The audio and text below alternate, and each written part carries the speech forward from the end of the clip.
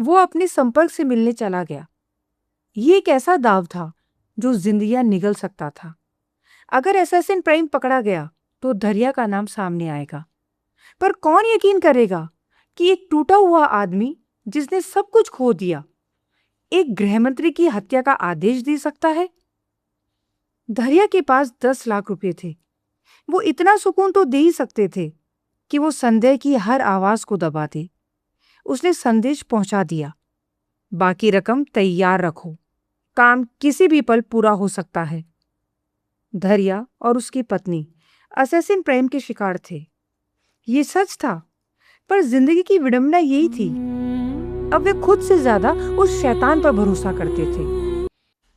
आज इस शहर की एक और रात थी, मगर साधारण नहीं। धुएं और नियॉन की रोशनी के बीच भी उसकी धड़कनों में एक अजीब सी घबराहट घूम चुकी थी। सड़कों पर वही चहलपहल थी, वही भागती जिंदगी, लेकिन हवाओं में एक अनकहा भय तैर रहा था।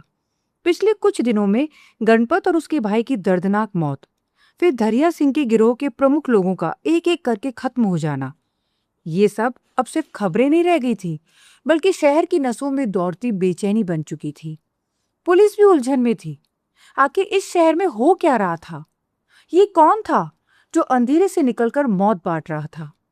और सबसे बड़ा सवाल, उसका मकसद क्या था?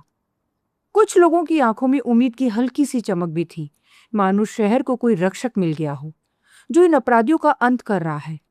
मगर उम्मीद से कहीं ज्यादा गहरा डर था। अफवाहों का बाजार गर्म था, पर हर फुसफुसाहट के पीछे एक सिरन छिपी थी। हर मोड़ पर पुलिस तैनात थी। सायरन की आवाजें बारिश से भीगी दीवारों पर लाल और नीले रंग की बेचैन परछाइयां उकेर रही थी। वे एक ऐसे राक्षस की तलाश में थे जिसने कुछ ही रातों में शहर के अंडरवर्ल्ड को हिलाकर रख दिया था। पूरा महकमा हाई अलर्ट पर था। जिसने भी असैसिन प्राइम को देखा था, उसकी कहानी अलग थी।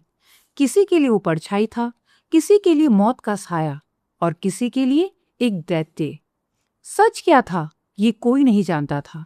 पुलिस के पास बस इतना ही था, एक काला साया, एक डर और बढ़ती हुई लाशों की गिनती। उनके लिए सिर्फ एक केस नहीं रहा था, ये उनकी काबिलियत, उनकी नौकरी और शायद उनकी इज्जत का सवाल बन चुका था।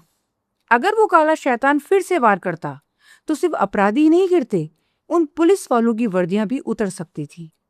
उनकी नौकरी और इज्जत दोनों ही खतरे में थी। और इसी डर ने एक और सवाल को जन्म दिया, आखिर वो काला साया इस शहर में आया ही क्यों था? अब ये सवाल सिर्फ शहर का ही नहीं, पुलिस वालों की नींद का भी दुश्मन बन चुका था।